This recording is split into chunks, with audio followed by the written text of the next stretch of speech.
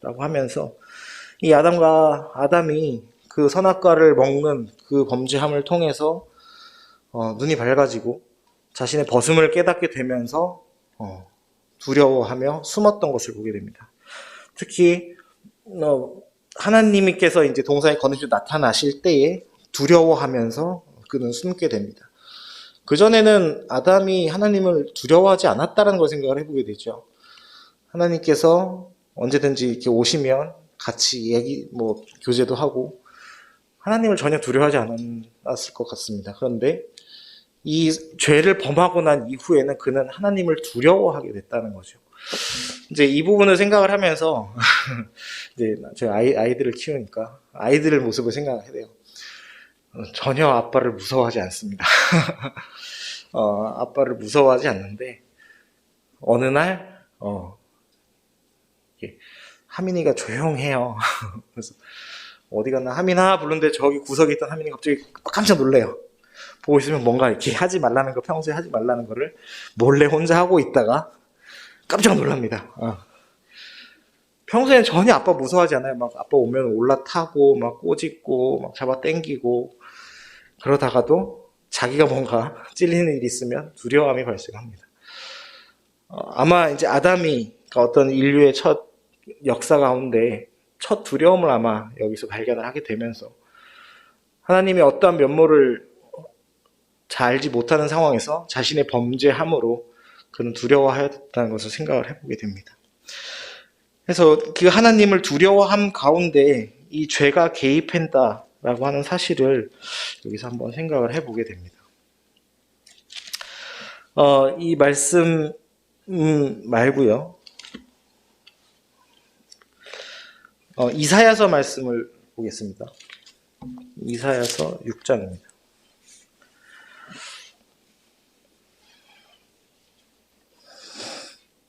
이사야서 6장에서 이사야 선지자가 하나님을 만나게 되는 장면이 나오는데 여기서는 비단 죄에 대한 얘기가 나오긴 합니다만은 죄만에 대한 이야기는 아닌 것 같기도 합니다. 6장 1절을 보시면 우시야 왕이 죽던 해에 내가 본즉 주께서 높이 들린 보좌에 앉으셨는데 그의 옷자락은 성전에 가득하였고 이사야가 이렇게 보니까 하나님께서 높이 들린 보좌에 앉아 계셨던 사실을 보게 됩니다. 즉 하나님을 만나게 되었습니다. 뒤에 보시면 이제 스랍들이 서 있고 이렇게 주님을 찬송을 하고 거룩하다 하고 우리 찬송한 그것처럼 거룩하다 찬송을 하면서 4절에는 또 연기가 충만해서 또 하나님의 임재가 나타나는 장면입니다. 그때에 5절을 보시면 이사야는 이렇게 이야기를 합니다. 그때 내가 말하되 화로다 나여 망하게 되었다. 나는 입술이 부정한 사람이요 나는 입술이 부정한 백성 중에 거주하면서 만군의 여호와이신 왕을 배웠음이로다 하였더라. 이사야가 이 하나님을 이렇게 만나 뵈고 그 임재를 직접 경험을 하게 됐을 때 이사야는 대번 나는 망했다. 그러면서 나는 부정한 사람이다. 이 부정한 자가 하나님을 배웠다라는 고백을 하게 됩니다. 이 부분에서는 저는 보면서 이게 경외하는 두려움일까? 혹은 죄에 대한 부분이 전혀 없는 상황일까? 혹은 죄에 대한 부분이 있을까? 이런 부분들을 좀 생각을 해보게 됩니다. 부정하다라고 하는 표현은 분명 죄에 대한 표현인 것 같습니다. 죄가 없는 상태를 우리는 부정하다고 하지 않죠. 그래서 이 부정하다라는 표현을 했을 때 이 이사야는 스스로의 죄인됨을 의식을 하고 있었다라는 것을 생각을 합니다.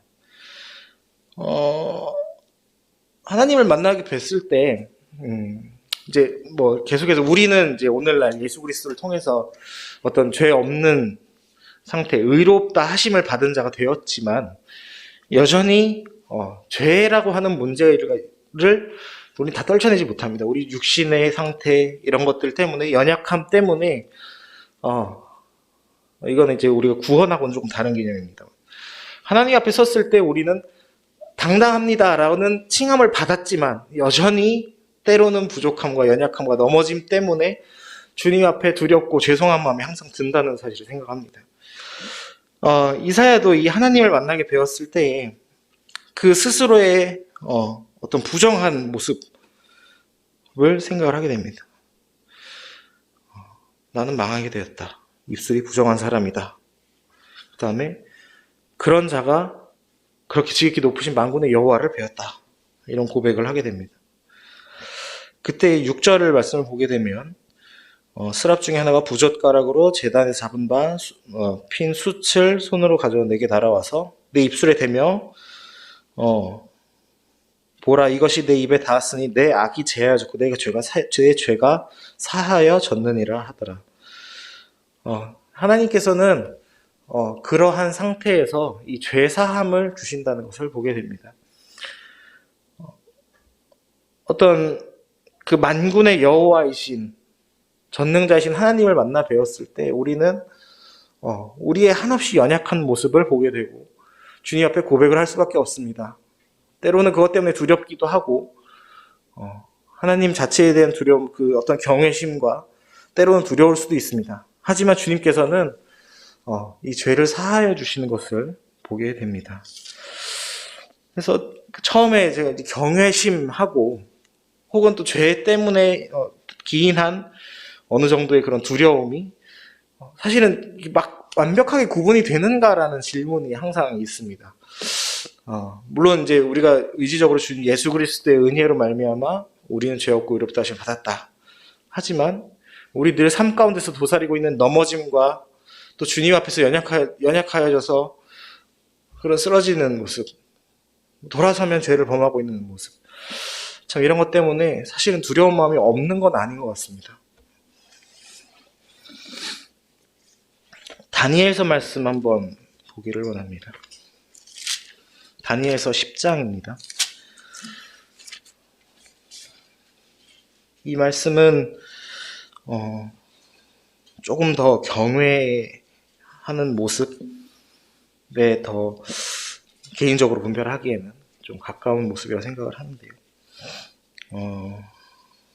이제 5절에 보시면 다니엘이 내가 눈을 들어 바라본즉 한 사람이 세마포를 입었고 라고 하면서 한 사람을 보게 됩니다. 이제 요 말씀은 계시록 말씀하고 같이 보면 조금 계시록 1장만 말씀하고 같이 보면은 이 한 사람이 예수 그리스도라고 하는 사실을 우리가 깨닫게 되는데요. 같이 한번 볼게요. 요 손을 넣으시고 계시록 1장 말씀을 왔다 갔다 하시면서 한번 보시면 좋을 것 같습니다. 계시록 1장 13절 말씀과 좀 같이 보게 되는데요.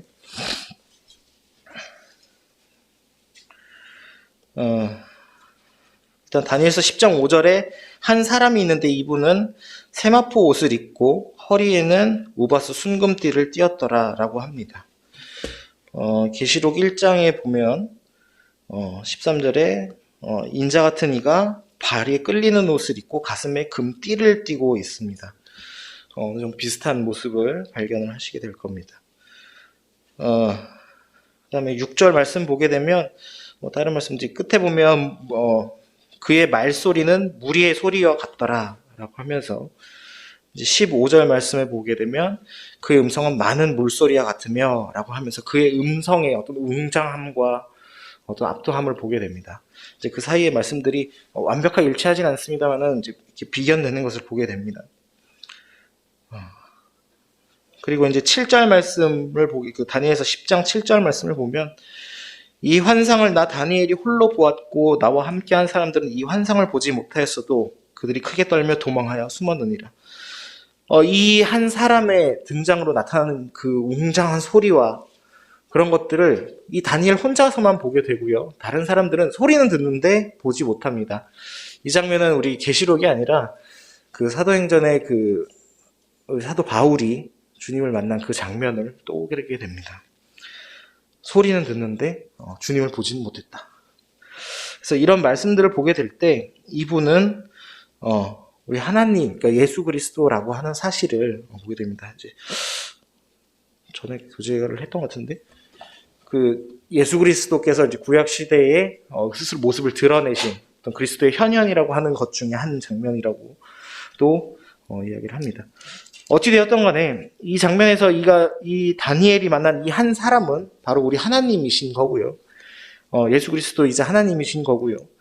그 하나님을 마주했을 때 이 다니엘서 10장 8절 말씀을 보게 되면, 그러므로 나만 홀로 있어 이 큰 환상을 볼 때에 몸에 힘이 빠졌고 나의 아름다운 빛이 변하여 썩은 듯 하였고 나의 힘이 다 없어졌으나 내가 그 음성을 들었는데 그의 음성을 들을 때 내가 얼굴을 땅에 대고 깊이 잠들었느니라. 이 주님을 만난 이 다니엘은 온몸에 힘이 빠져버렸다고 합니다. 또 나의 아름다운 빛이 썩어버린 듯 했다고 표현을 하고, 힘이 없어지고 그대로 땅에 엎드려서 잠을 들었다.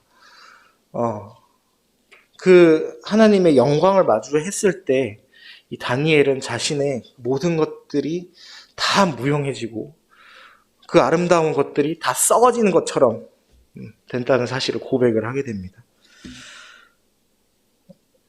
이제 이 경외함에 대해서 이제 이런 표현을 하게 되는데, 태양을 우리가 바라볼 때 사실 태양을 바라보기 힘들잖아요. 태양 바라보기도 힘들고, 그것을 오래 바라보게 되면은 결국에는 우리 시력이 망가지기도 하죠.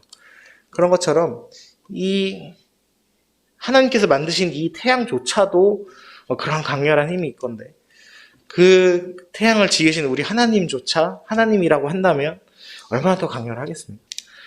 그런 주님을 만나 뵈었을 때 무기력해짐과 또 나의 무가치함과 그 앞에 엎드려질 수밖에 없다라는 사실을 여기서는 보게 됩니다. 그런데 10절의 말씀을 보게 되면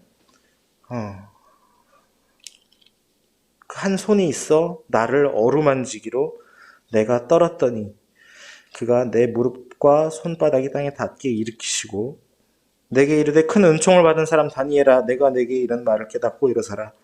내가 내게 보내심을 받았느니라 하더라. 그가 내게 이 말을 한 후에 내가 떨며 일어서니. 네. 그렇게 두려워하며 그 엎드려져 있던 다니엘을 이 주님은 일으키시는 것을 보게 됩니다. 여기서 이제 10절에 한 손이 있어 어루만지는 거는 그 아까 계시록 말씀에서도 그 사도 요한을 또 어루만지시는, 오른손 어루만지시는 장면이 또 나오는데요. 그와 같이 이 두려움 앞에 이렇게 넘어져 있고 이렇게 무릎 꿇게 되고 다 내려놓게 되었을 때 우리 주님은 오히려 일으키시는 모습을 보게 됩니다. 그리고 12절에 내게는 다니엘아 두려워하지 말라라고 하시면서 그에게 해야 할 것들을 이루시는 것을 보게 됩니다. 그래서 다니엘이 여기서는 어떤 죄의 문제가 사실은 명확하지 않은 것 같습니다. 다만 그 계시록 말씀과 같이 비견하여서 영광스럽고 또 웅장하고 그런 주님을 만났을 때 한없이 작아지고 무너져가는 어떤 우리의 마음들을 보게 됩니다. 하지만 주님께서는 또 그것을 일으키시는 그런 모습들을 보게 됩니다. 이제 구약 말씀들은 그렇고요. 또 신약 말씀은 좀 몇 개만 몇 군데만 보겠습니다. 여러 가지가 있습니다만은 누가복음 5장 말씀을 볼게요. 누가복음 5장 말씀은 이제 베드로가 이제 주님을, 우리 예수 그리스도를 처음 만나 뵈었을 그 장면을 보기로 합니다. 이제 그 앞서 뭐 다니엘이나 이사야 같이 그런 좀 극적인 모습들은 아닐지도 모르겠습니다만은 그 의미상은 전혀 뒤처지지 않는 것들을 보게 됩니다. 8절에 이제 앞서서 이제 고기를 잡지 못했는데 주님께서 자, 그물 던져라 해서 물고기를 많이 잡은 것을 보고 베드로는 이렇게 합니다. 8절에 시몬 베드로가 이를 보고 예수의 무릎 앞에 엎드려 이르되 주여 나를 떠나소서 나는 죄인으로소이다 라고 얘기를 합니다. 이 베드로의 마음은 사실은 뭐 엄격하게 이 당시 이 상황을 통해서 이분이 예수 그리스도고 내가 기다리는 메시아였다라고 깨달았으라고 생각하지 않습니다. 다만 어떤 이 능력을 보게 되었을 때, 또 이 능력이 하나님으로부터 왔다라는 그의 믿음 가운데 자신은 이분과 함께 할 수 없다라는 생각을 하게 됩니다. 왜냐하면 하나님의 능력이 있는 곳에 나는 죄인이기 때문입니다. 주여 나를 떠나소서 나는 죄인이로소이다. 아까 말씀드린 어떤 하나님을 경외한다라기보다는 이 죄 문제에 대한 두려움이 이 부분에는 많이 깔려있는 것을 보게 됩니다. 이러했던 베드로가 마태복음 말씀, 마태복음 17장입니다. 마태복음 17장. 이제 주님과 이제 같이 다니면서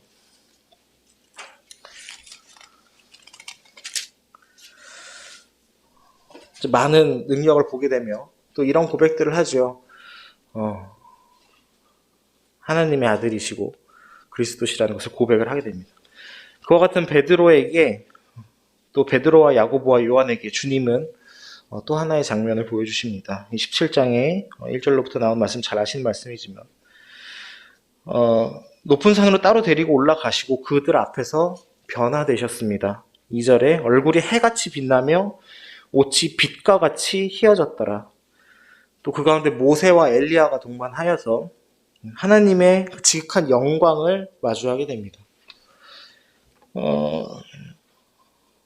이후에 이제 5절에 말할 때 호련히 빛나는 구름이 그들을 덮으며 구름 속에서 소리가 나며 이르시되 이는 내 사랑하는 아들이요 내 기뻐하는 자니 너희는 그의 말을 들으라 하시는지라. 6절에 제자들이 듣고 엎드려 심히 두려워하니. 여기서의 두려움은 아마 그 방금 전에 봤던 처음 주님을 만나 뵀을 때 나를 떠나서서 나는 죄인입니다 라고 고백했던 그 두려움이 아니었을 겁니다. 참으로 하나님의 그런 영광을 마주하게 되고 또 해같이 빛나는 그런 모습 앞에 또 하나님의 음성을 들었습니다. 좀 그 가운데서 참으로 감당할 수 없는 그 영광을 바라본 경외심 가운데서 나온 두려움이었습니다. 이전처럼 베드로는 나를 떠나소서 나는 죄인입니다 라고 얘기를 하는 것이 아니라 이후에 초막을 짓고 여기가 좋사오니 하며 초막을 짓고 이 자리에서 그 영광을 계속 맛보고자 하는 그런 모습들을 보게 됩니다. 또 7절에도 또 주님께서 그 두려움 가운데 그들에게 손을 대시면서도 일어나라 두려워하지 말라 하는 모습은 계속적으로 두려워하는 상황에서 공통적으로 나타나는 어떤 우리 주님의 은혜로운 모습을 계속 보게 됩니다. 우리 출애굽기 24장 말씀으로 돌아가서 한번 보기를 원합니다. 지난 주일날 교제한 것인데 15절 말씀에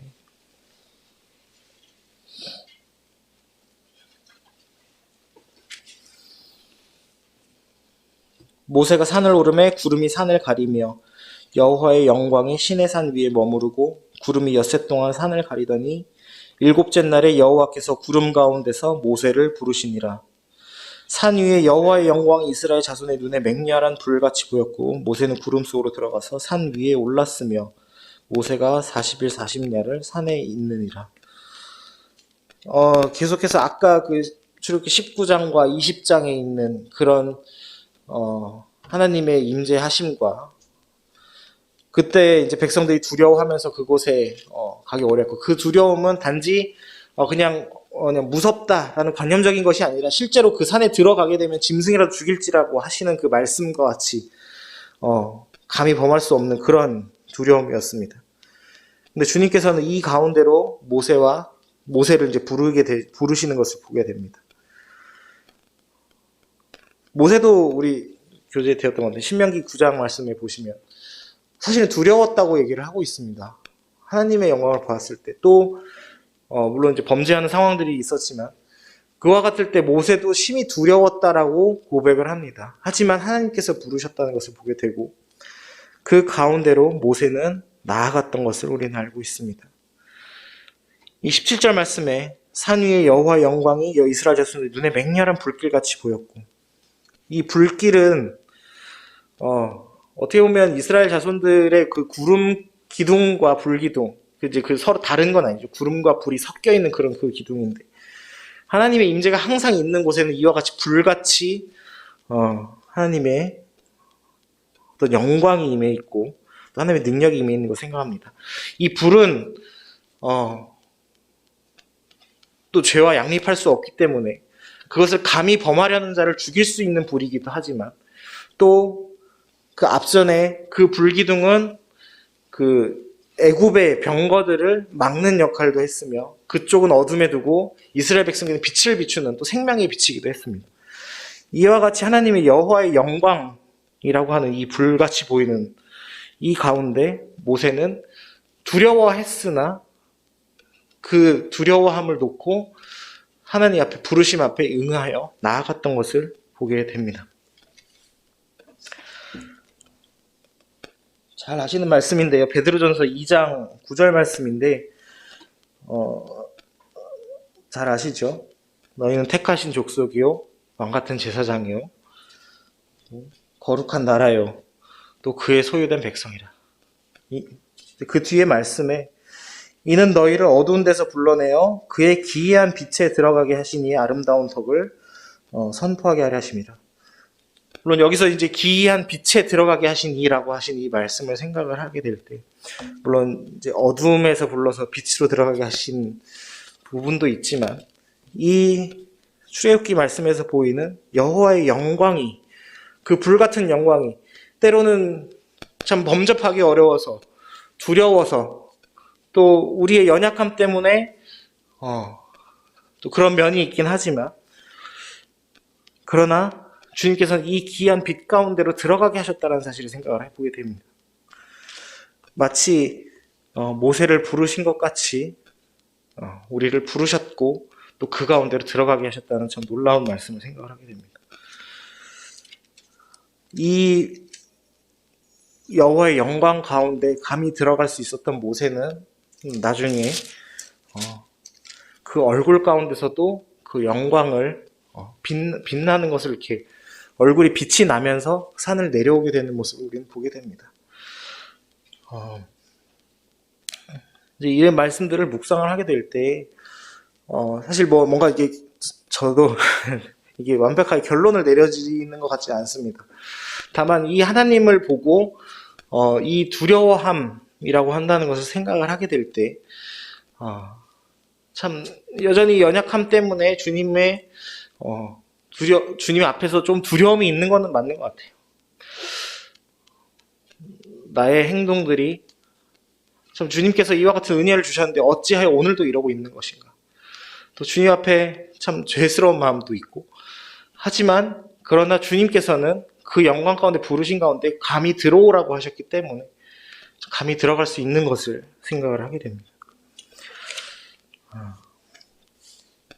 그래서 참 그 모세의 얼굴에 참 그 빛이 담겨져 있었다는 사실을 다시 한번 기억을 하게 되면서 참으로 우리가 두려워하는 그런 어떤 주님의 영광이지만 그것조차도 우리에게 주셨다는 사실까지도 한 번 더 생각을 하게 됩니다. 이상.